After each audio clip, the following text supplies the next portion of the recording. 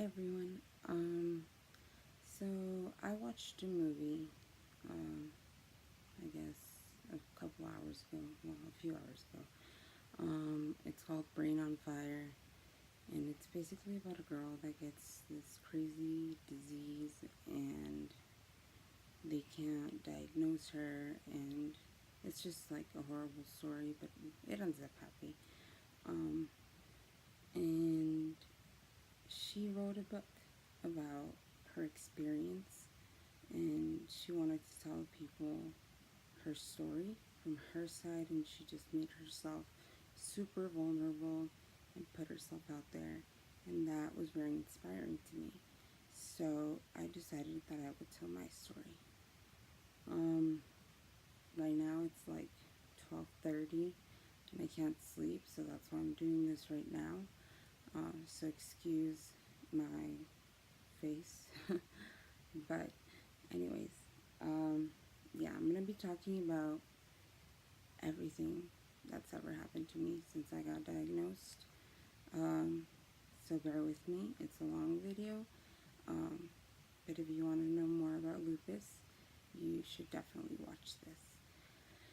Okay, so it all started back in 2014 in July, and I had just come back from vacation in Mazatlan, and I decided to stay in Chihuahua with my aunt, uncle, and cousin because it was kind of like a tradition that I had that I would stay with them for 1 week every summer. And plus, I was going to be leaving for college to Rhode Island late August. So I thought I should spend some time with them. My parents dropped me off, and about 3 days in, I remember waking up, opening my eyes, and everything hurt. Absolutely everything. My eyes hurt to open and close. My throat hurt when I swallowed. My skin hurt when I touched it. Uh, it was excruciating pain. And when I say excruciating, I mean it's the worst pain I've ever had in my entire life, or had at that point. And I somehow managed to reach over to the nightstand because I couldn't even do that. It took me a while, but I did it. I reached over to the nightstand, grabbed my phone, called my mom, and she called my aunt to tell her what was going on. So my aunt came in rushing from the other room, and she's like, "What happened? What's going on?" And I explained to her, like, I'm in so much pain. I don't know what's going on. And she decided to take me to the ER in Chihuahua. So somehow I managed to get to the ER. I had to walk to the car and from the car, and that was so painful. I was screaming and crying, and it was just an awful day for me. I finally wanted to see the doctor, and she kind of was dismissive in a way, and she thought that I was overreacting. So she said that it was a virus or some sort of disease that was in there, and that was making me like get a fever and get all these like terrible pains. I honestly didn't buy it. I thought, this lady is just writing me off and sending me home, but I thought, might as well try. Maybe it is that, and I'm just not knowledgeable enough. The doctor should be more knowledgeable. Um, at this point, I was afraid because there's family history of RA. We don't know what that is. That's rheumatoid arthritis. That runs in my family, and so I was afraid that it was that. That it was like early onset RA. And she told me, no, I really doubt that it's not manifesting itself like RA normally would. Um, but if this happens again, you should do these labs in order to rule out any autoimmune disease. Um, and so, yeah, I went about my day. I started getting better, but I was still very stiff and everything still hurt, just not as bad. And I finished my week off there and I got better. So I thought, wow, maybe it was a virus, maybe it was that because I felt better.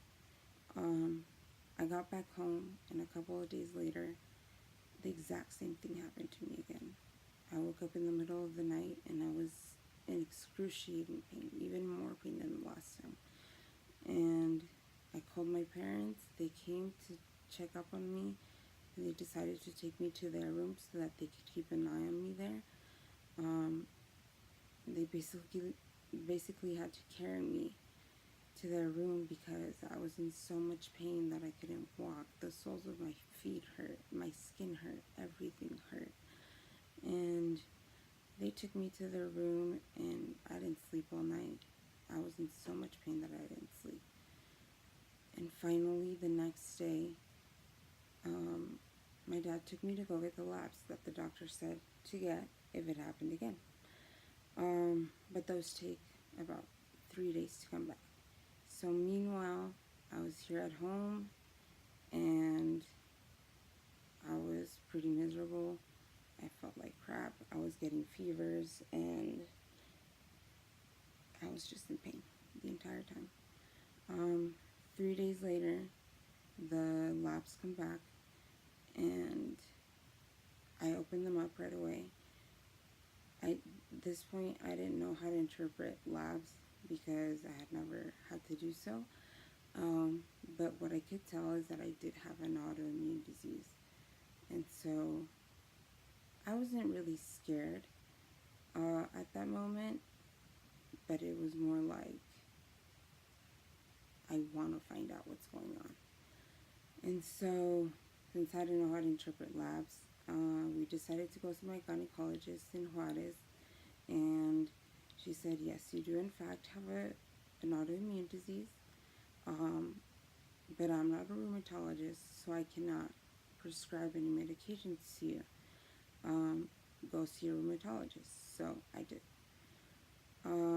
At this point, my dad had talked to one of his cousins who's a doctor, and he mentioned, oh, did you guys tell them about one of my aunts that has lupus, did you mention that runs in the family? My dad said no. And as soon as I heard that, I knew. I knew that it was lupus. All the symptoms fit, and I was just completely convinced that it was that. But anyways, we still went to go see the rheumatologist, and we mentioned the history of lupus. The doctor didn't even take a look at me. He just said, it's lupus. He was also very dismissive. I remember when he told me, I was in so much shock that I began to scream and cry because I've seen what it does. I had seen it with my aunt all my life and with one of my best friends, and I saw that it was a terrible disease and it was something that really affected your life. It changed your life, and I didn't want my life to be affected like that, but it was. So we left the doctors, and my dad wasn't convinced. He said he wanted a second opinion, and so we went to the ER here in El Paso, and we decided not to mention that my aunt had lupus because we didn't want the doctors to be biased and for him to just dismiss me again and tell me that it was lupus just because. So I go into the ER, I tell them all my symptoms, and he says, I think what's going on is that your period is too heavy, and so this is causing all your symptoms. And again, I felt like the doctor thought I was overreacting, um, but I said, you know, what the hell, let's do the test. So he took a sample of my cervix. An hour later, he comes back and he says it's not that. So I'm like, what is it? You know? And he's like, I don't know. I'm going to send you home because everything seems to be okay. All your blood work came back okay. So I show him the test results from Juarez, and I told him about the history with my aunt. And he said, he literally told me, it's my job to treat emergencies, not make diagnoses. And I was stunned, to say the least. He was an awful doctor to me. To this day, I refuse to see him because he was just so awful. So I left the ER pretty much feeling hopeless and powerless because I thought, like, if a doctor can't diagnose this, then how am I going to get better?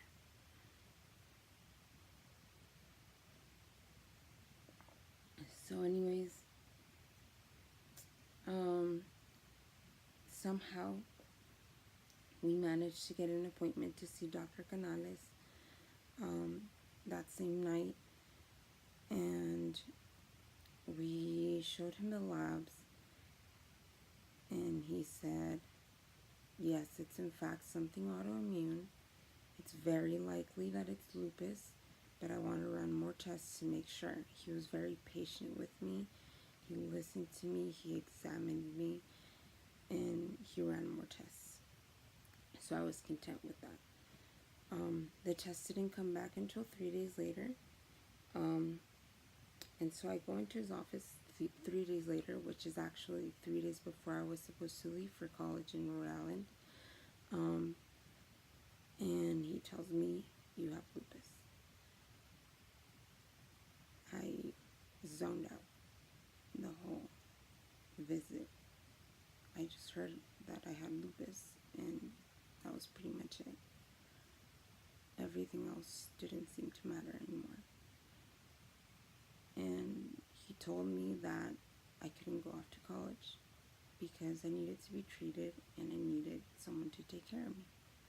He said he can go back next semester. So I thought, okay, as long as I get better, right?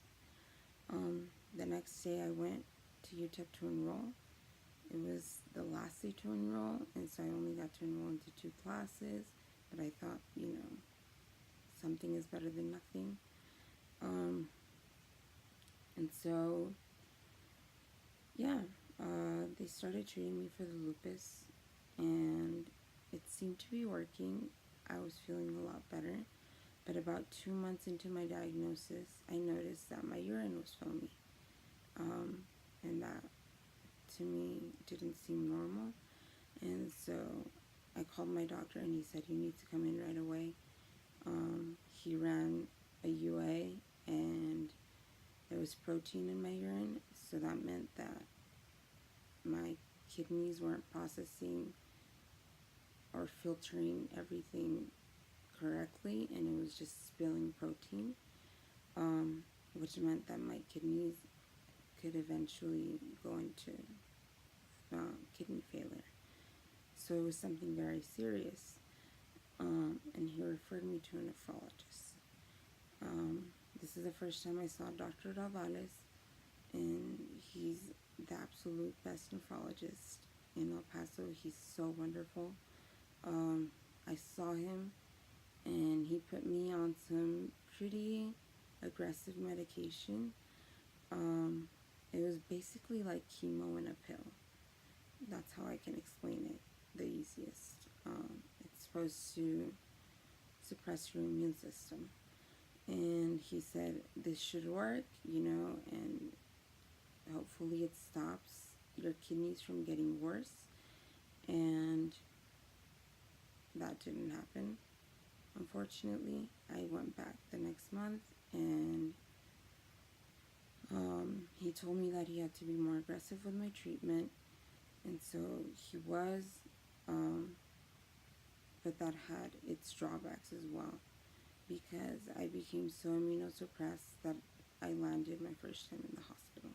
This was November of 2014. I got C. diff. C. diff is an imbalance of bacteria in your stomach, and I got it, and it was just awful. You basically, your intestines become inflamed, and they become so inflamed that you start to bleed, so you're pooping blood, and eventually the lining of your intestines will fall out as well. And so that was very, very painful. I was in the hospital for 1 week, and I remember being on morphine around the clock, very high doses of morphine, and that still wouldn't take the pain away. But anyways, I got out of the hospital, and a few weeks later, they decided that my lupus was progressing, and so I needed to get more aggressive treatment, and they decided on chemo, and this time it was through an IV. So it was a lot stronger than anything I'd ever had in my life. I got 3 rounds. This was in January of 2015. Excuse me, I'm looking at my medical history so I can remember this correctly. So in January of 2015, I got my first Cytoxin infusion, and it was like a baby dose, so I wasn't too worried, but it still sucked. Chemo is chemo, and it sucks. I was able to get to 3 rounds, and then one day I remember feeling so tired and so weird. I felt like crap, and I was turning yellow, and so I had to go to the clinic. The doctor took one look at me, and he said, I have to admit your liver is failing. And it hit me like a ton of bricks. I was shocked. I thought, my kidneys are already failing, my liver's failing now. What else is gonna happen, you know?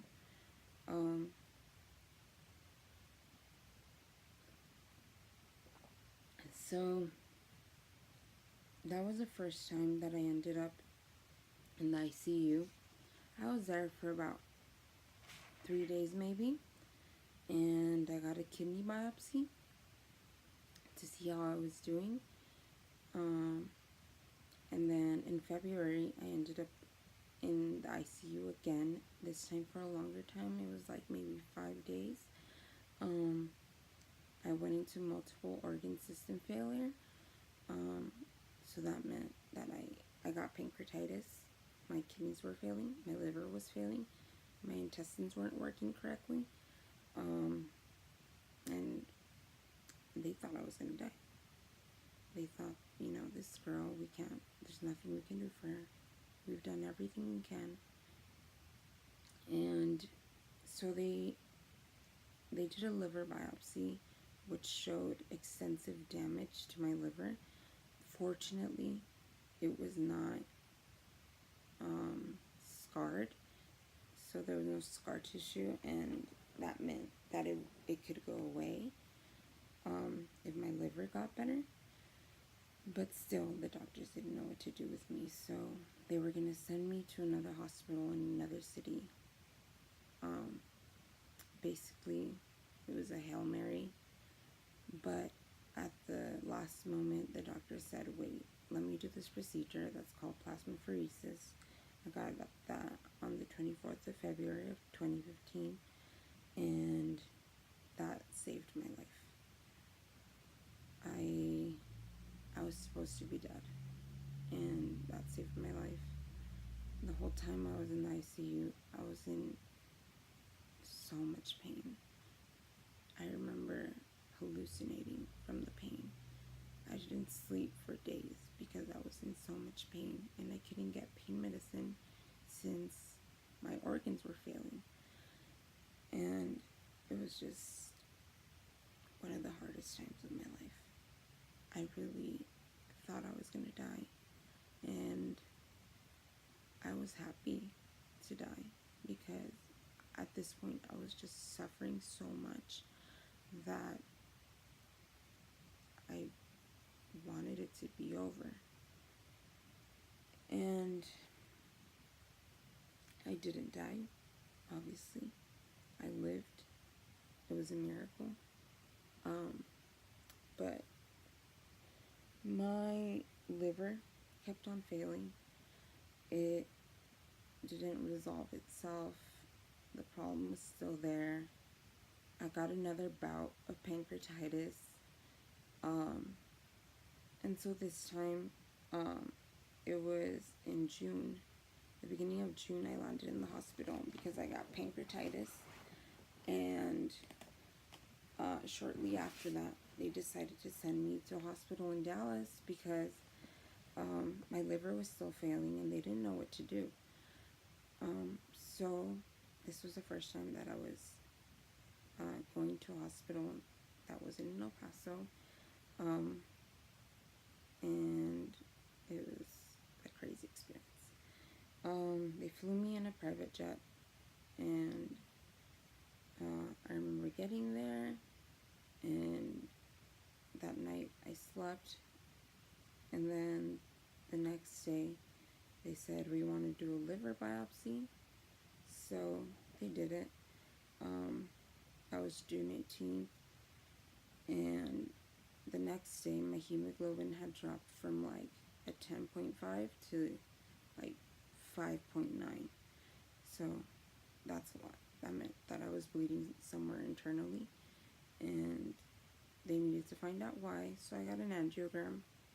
An angiogram determines where it is you're bleeding from, but they couldn't find the source. And then after the angiogram, well, they obviously gave me a blood transfusion, and 2 days after, I was getting an ultrasound. No, I'm lying. 2 days later, I stood up, and I had this incredible pain in my leg where they had done the angio. And the doctor said that they had probably like nicked one of my vessels or veins or something, and so that's why I was in pain. So the next day they went in with an ultrasound, and they were checking me, and then the tech goes, oh, and I said, what's wrong? And she said, oh, no, I can't tell you, let me go get a doctor. At this moment, I was extremely worried. I knew it was the clot. The doctor came, and they told me that it was a clot. They also determined that I was bleeding from my leg. And so they gave me a thrombin injection, which is the most painful thing that I had ever felt at this point. And they discovered that I had a clot as well. So that was very scary. And all of this I went through by myself because my mom had to be upstairs. They didn't let her to come see me or come be with me. And they told me that I had a clot. They sent me back upstairs. I was worried. They told me that I had a few days to decide whether or not I wanted to get an IVC filter placed. So if you don't know what an IVC filter is, it's basically like a little umbrella right here that they put right here, really close to your heart, and it's so that the clot doesn't go to your heart or your brain. and you don't have a stroke or a heart attack. And so it was the first time I can remember making such a big decision by myself. My mom told me, whatever you decide, I'm okay with. Um, but you do have to decide on something. Like, this is not something I can do for you. Um, I was only 19 at the time, and I was forced to mature really fast and grow up really fast, because I was making life-changing decisions for myself daily. Um, so they couldn't put me on any blood thinners because I was already bleeding. So that was the only option, the IVC filter. And I decided to go ahead and get it. Um, it's a fairly simple procedure, but there was still a risk because I was bleeding, because of my condition, everything. And fortunately, it ended up okay, and the filter was placed. And then they put me on blood thinners after I stopped bleeding. At that time, I had been in the hospital for about 2 months already. I was completely desperate to get out of there. I thought I was going to get out the next day. They had taken out my IVs and everything. And then in the middle of the night, a nurse comes and tells me that I have a staph infection and I'm not going to leave the hospital. This was the time I had my first psychotic break. I screamed, I cried, I was yelling, I cursed, I said, like, God, kill me now. And they had to sedate me because I was just so upset at the fact that I had to be in the hospital longer when I had already been there for 2 months. Especially in a city that I didn't know. So they started giving me IV infusions for the staph infection, and they went in to make sure that it hadn't gone to my heart. That was very uncomfortable. It was a very uncomfortable procedure because you have to be awake through it, and they stick a tube down your throat. So it was not cool at all. But thankfully it wasn't in my heart, and so they decided they could release me.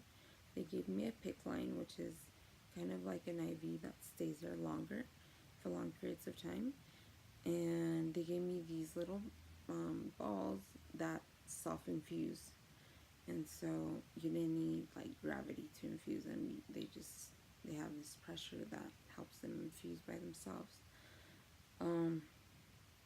And finally I was able to go back home.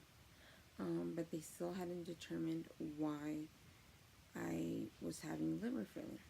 They didn't know if it was a med that I was taking or if it was just my lupus that was attacking it.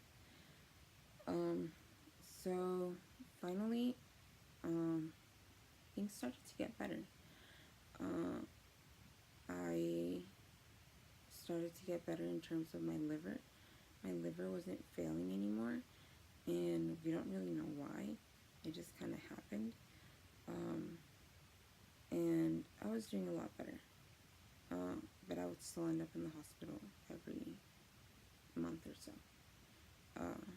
for getting sick or whatever. Something always happened.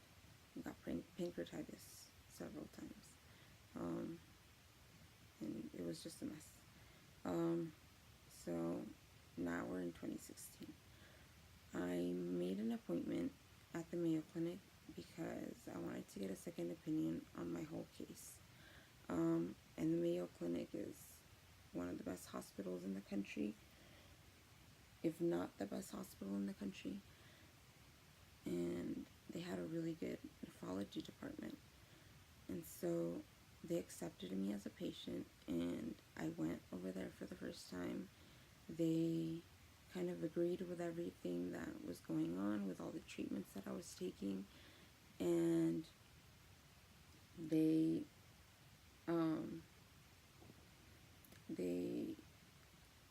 decided to send me to a cardiologist to make sure that my IVC filter was still where it needed to be and that my clot was gone. And so, well, at this time I was also getting another chemo infusion. It's called rituximab. It's not properly chemo, but it's about the same thing. And that seemed to be working, but my one problem was that my DVT was gone, but I still had the filter inside. Not only did I have the filter inside, but it was stuck. It was basically sticking out of my aorta, and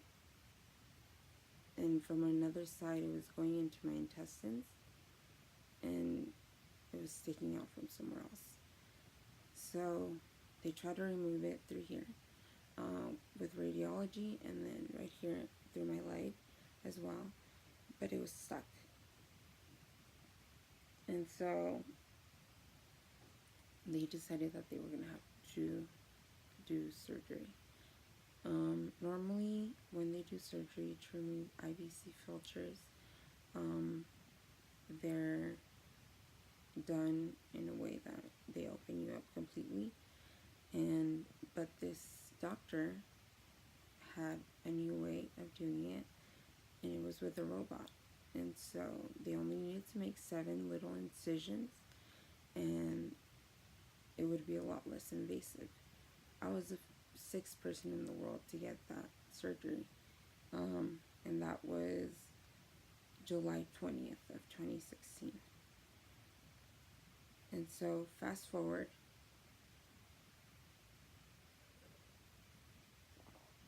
I had my IVC filter out, and then I got shingles. It was kind of like hilarious, like everything that could have possibly happened to me happened.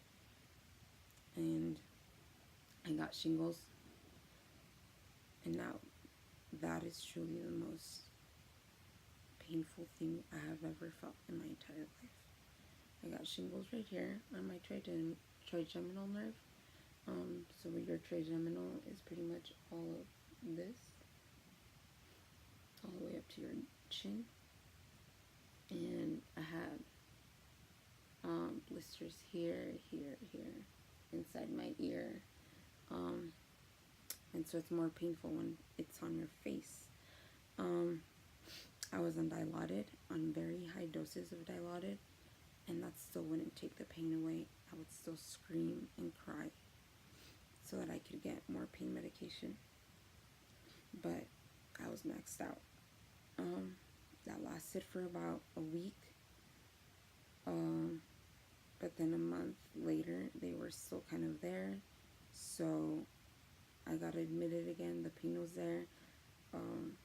They decided that it had caused damage to my trigeminal nerve, and so they had to give me Lyrica, which is a nerve pain medication. And I started taking it. I felt a lot better, and when I felt a lot better, I decided to stop taking it because that's what my doctors told me. But they didn't tell me that I had to wean myself off of it. So I just quit cold turkey. And then another problem happened. In October, I began to have seizures. And they started off as spasms one night, and then they were full-on seizures. I was admitted to the hospital, and I had hundreds of seizures there. Uh, they put me in the ICU. They did a lumbar puncture to make sure that my brain wasn't damaged. Um, they told me that I was not epileptic, so they didn't really know why I was getting seizures. Um, and it was kind of a big mystery. So I left the hospital without an answer. I was just getting these seizures and not knowing why. So then I continued on with my life pretty much. I would get my infusions, my chemo infusions. I would get iron infusions because I had a low hemoglobin. But everything was relatively okay. This 2017 was a pretty good year for me. Even though I had a lot of struggles, and I did end up in the hospital for quite some time, I was doing pretty well. So anyways, we flash forward to 2018, and I began to get these seizures again. This was about, I want to say, 2 months ago. I started getting the seizures again, and I was getting maybe 40 a day. So it was ridiculous.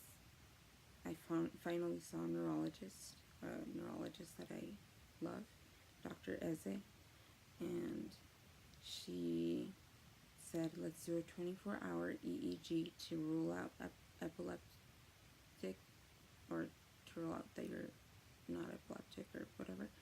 And they ran the 24-hour EEG, and she said, you're not epileptic, so that's great news. The other thing is that you do have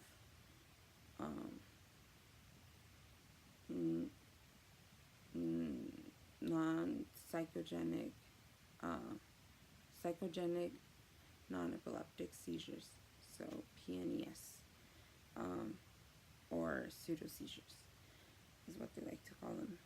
And so we asked what that was, obviously, and they told me that I get seizures because of emotional trauma that I've endured that could have happened throughout the years because of my lupus and everything that I've been through, because of stress or anxiety which I have a lot of. And she told me, you need to see a therapist, which I was already doing.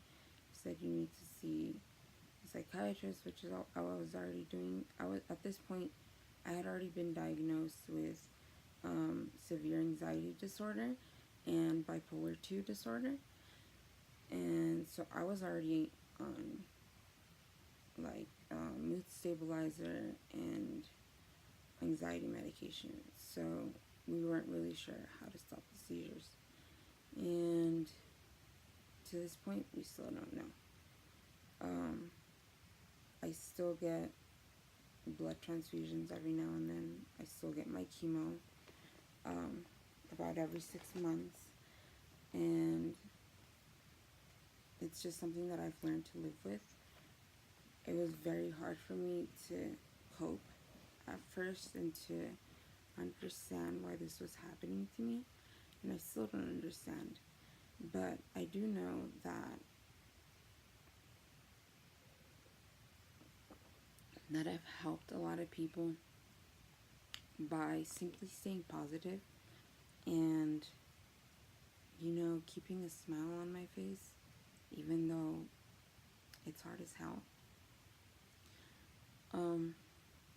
So to this day, I still struggle with a lot of things. Sometimes I wake up and I'm very sore for no reason. Sometimes I have seizures. I don't know when I'll have them. I just have them randomly. At any moment, one of my organs could fail. And don't know if that'll ever happen. And so it's kind of scary. But anyways, I made this video because I wanted to be of help to anyone that might be in a similar situation, and to let them know that it's not the end of the world. I've been through hell and back, and I'm still here, and I'm happy. And of course it's hard. It's never going to stop being hard. Nobody said it was easy. But you can do it. You can get through your situation. And well, another reason I made this video was for awareness. Because I want people to know what lupus is and what lupus can do. It's not usually as aggressive as it was in me, but it can be. And it can be deadly. And so a lot of people don't know that. They don't even know what lupus is. I realized I didn't give you a definition for lupus. So lupus is basically an autoimmune disease in which your immune system, instead of attacking bad cells like diseases and viruses, it attacks your good cells, like your organs and your skin. And well, the skin is an organ, so it can attack any organ at any point in your life. When you have a flare-up, it can come and go, kind of like cancer, and it's treated very similarly to cancer. When I get admitted to the hospital, I go into the cancer ward, and yeah, I've met a lot of people that go through the same things I go through, and it's kind of a relief to know that I'm not the only one. So I just want to ask of you guys if it would be awesome if you would share this, because there might be someone who's silently struggling and you don't know if this could help them to find some sort of hope. Because at the end of it all, I'm happy. It's not about your health, really. It's about you staying positive. And that's a big help, and that's one big step that you have to make when you get diagnosed, is decide to be happy for yourself. And so if you would like to share this, I would encourage it. And if this has helped you at all, please let me know. I would love to hear your stories. And if you ever need to talk, you can also talk to me.